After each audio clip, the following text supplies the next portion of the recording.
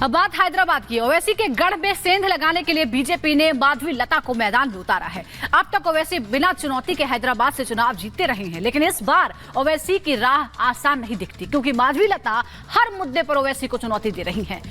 पूरी खबर इस रिपोर्ट में आपको दिखाते हैं।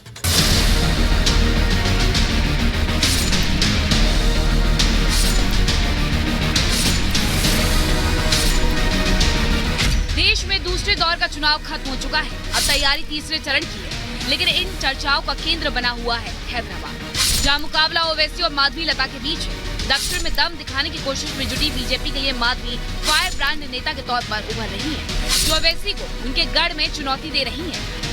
हैदराबाद में बीफ को लेकर बयानबाजी भी थमने का नाम नहीं ले रही है। ओवैसी का ये वीडियो आया था, जहाँ वो एक दुकानदार को कहते सुने गए थे कि काटते रहो।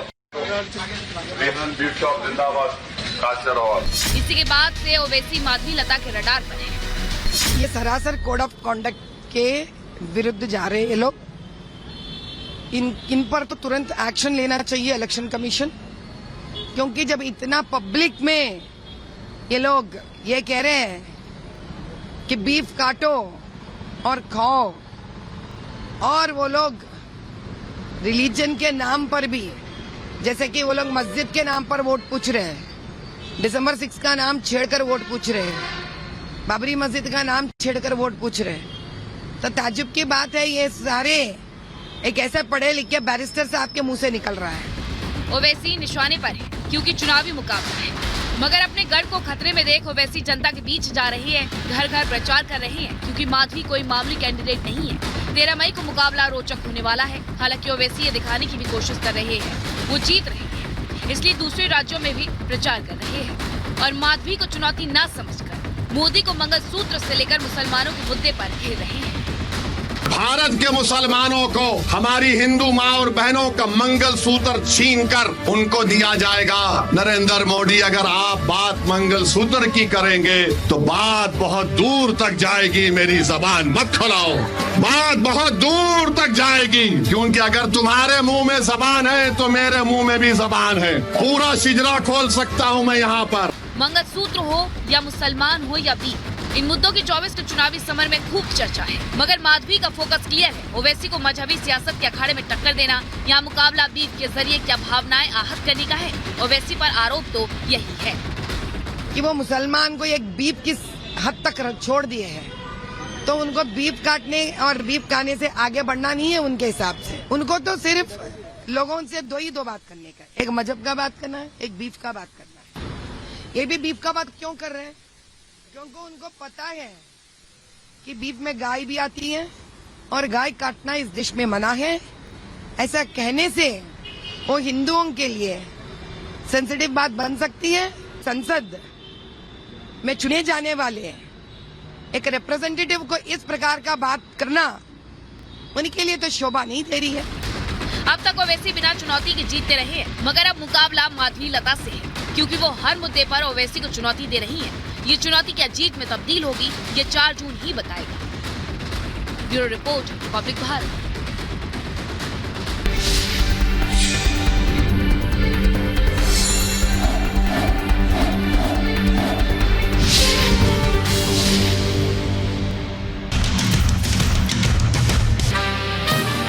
मंडी से बीजेपी उम्मीदवार कंगना रनौत ने विक्रमादित्य सिंह पर किया हमला। कहा, राज्य की महिलाओं का अपमान करने वाले शहजादों के गिरोह को सबक सिखाएंगे।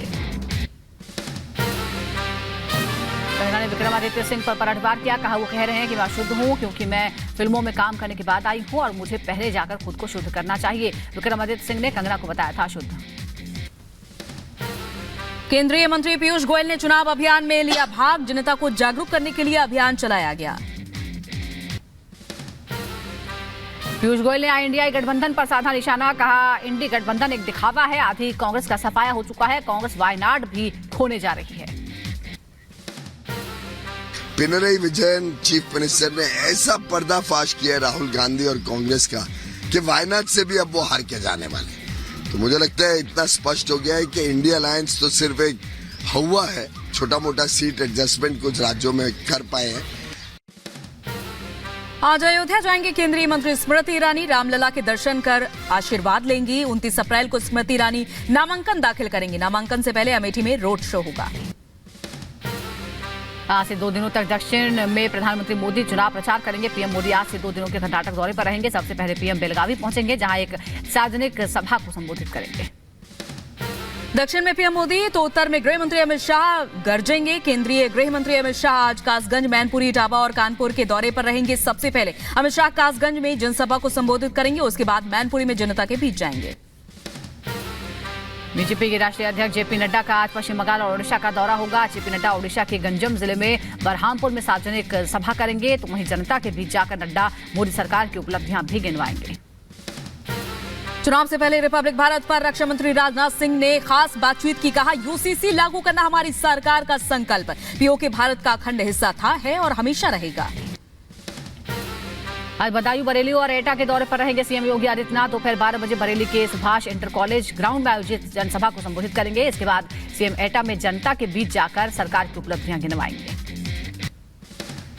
बदायूं में सीएम योगी आज करेंगे चुनाव प्रचार। सीएम योगी के दौरे को लेकर सभी तैयारियां पूरी। बीजेपी प्रत्याशी दुर्विजय सिंह शाक्य के समर्थन में सीएम योगी जनसभा करेंगे।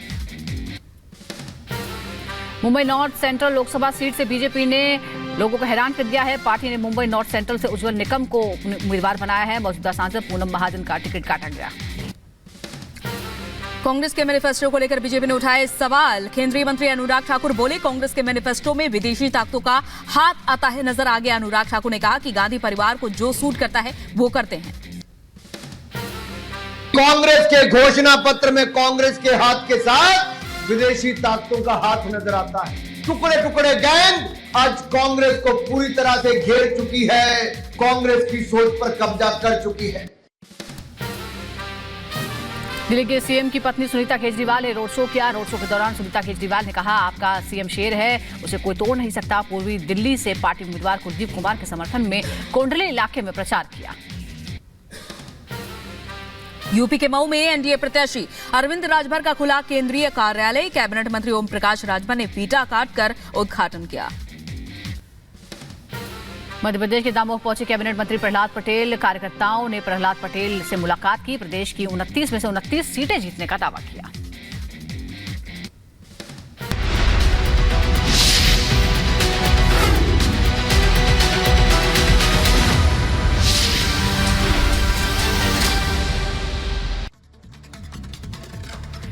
और इधर खबर दिल्ली से, जहां धौला कुआं इलाके में एक जैगुआर कार ने एक कैब को टक्कर मार दी है। और आपको बता दें कि इसमें लोग गंभीर रूप से जख्मी हुए हैं। दिल्ली का धौला कुआं इलाका है और इस दौरान एक जैगुआर कार बताया जा रहा है। जैगुआर कार जो बहुत ज्यादा रफ्तार में थी, उसने एक कैब को टक्कर मारी। बेकाबू जैगुआर ने कैब को टक्कर मारी, जिसमें लोग जख्मी हुए। और ये तस्वीरें हम आपको दिखा रहे हैं। कैब में सवार लोग गंभीर रूप से घायल हैं।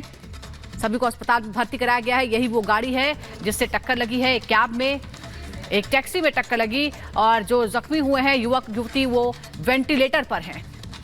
वेंटिलेटर पर बताए जा रहे हैं। तेज रफ्तार के कहर के बाद दिल्ली के धौला कुआं इलाके में यह घटना हुई।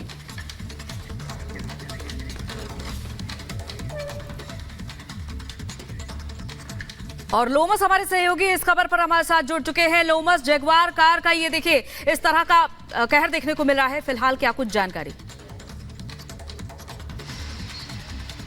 बिल्कुल साफ तौर पे आपको बता दूं कि दिल्ली में ये ऐसा पहला हादसा नहीं है। पहले भी इस तरह के एक्सीडेंट हो चुके हैं, जहां पर तेज रफ्तार कार अचानक से बेकाबू हो जाती है और बेकाबू होने के बाद वो अपने दूसरे लाइन में चली जाती है, जहां पर कैब एक आ रही होती है सामने से और उसमें टक्कर लगने से जो कैब में मौजूद सवारी और ड्राइवर होते हैं वो गंभीर रूप से घायल हो जाते हैं। उसी तरीके से घटना आज भी हुई। आपको बता दें कि धौला कुआं स्थित यह हादसा हुआ, जहां पर जैगुआर कार काफी हाई स्पीड में थी और उसको एक युवती चला रही थी और अचानक से वो कार बेकाबू होकर दूसरे लाइन में चली जाती है और सामने से जो कैब आ रही होती है उसमें एक सवारी और एक ड्राइवर बैठा होता है, वो गंभीर रूप से घायल हो जाते हैं और घायल अवस्था में उन्हें एम्स के ट्रॉमा सेंटर में भर्ती करवाया जाता है, जहां पर उनकी हालत काफी नाजुक बताई जा रही है। और साफ तौर पर आप देख सकते हैं जिस तरीके से यह हादसा हुआ, कहीं ना कहीं एक सवाल यह उठाता है कि दिल्ली में अभी भी इतने गंभीर हादसे क्यों हो रहे हैं, क्यों नहीं उस पर अंकुश लगाया जाता है। जो ड्राइवर है उसके बारे में कोई जानकारी है? जो जैगुआर का ड्राइवर है उसके बारे में क्या जानकारी?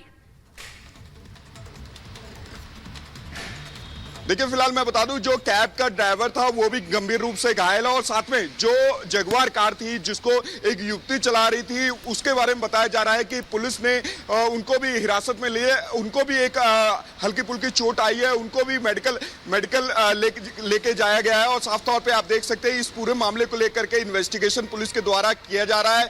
क्या जो सीसीटीवी वहां पे लगे थे उनको भी खंगालने का काम पुलिस के द्वारा किया जा रहा है, लेकिन जो चश्मदीद है वो बता रहे थे कि वो जो जगुआर कार थी वो काफी हाई स्पीड में थी और जो बेकाबू होने के बाद वो अपने लेन से दूसरे लेन में चली जाती है और सामने से जो कैब आ रही होती है वो अचानक उसमें जाके टकराने से ये गंभीर हादसा होता है। और साफ तौर पे इस तरह के हादसे दिल्ली में पहले भी हो चुके हैं जहां पर काफी लोगों की मृत्यु भी हो चुकी है, लेकिन उस पर कोई अंकुश अब तक नहीं लगाया जा सका है। इसको लेकर के सख्त कदम अभी तक क्यों नहीं लगाए गए और साथ ही जो हाई स्पीड को लेकर के जो चलिए बहुत बहुत शुक्रिया लोमस तमाम जानकारी के लिए। तो इस तरह का ये कारनामा सामने आए हैं और अब बात करते हैं जम्मू कश्मीर की, जहां पर मुठभेड़ लगातार जारी है। सुरक्षा बल जहां सर्च ऑपरेशन चला रहे थे, इस बीच आतंकी हमले की खबर सामने आती है और उधमपुर कठुआ बॉर्डर पर यह मुठभेड़ शुरू हो गई, जहां सेना आतंकियों को मुंहतोड़ जवाब दे रही है। तलाशी अभियान के दौरान आतंकी हमले की खबर सामने आई,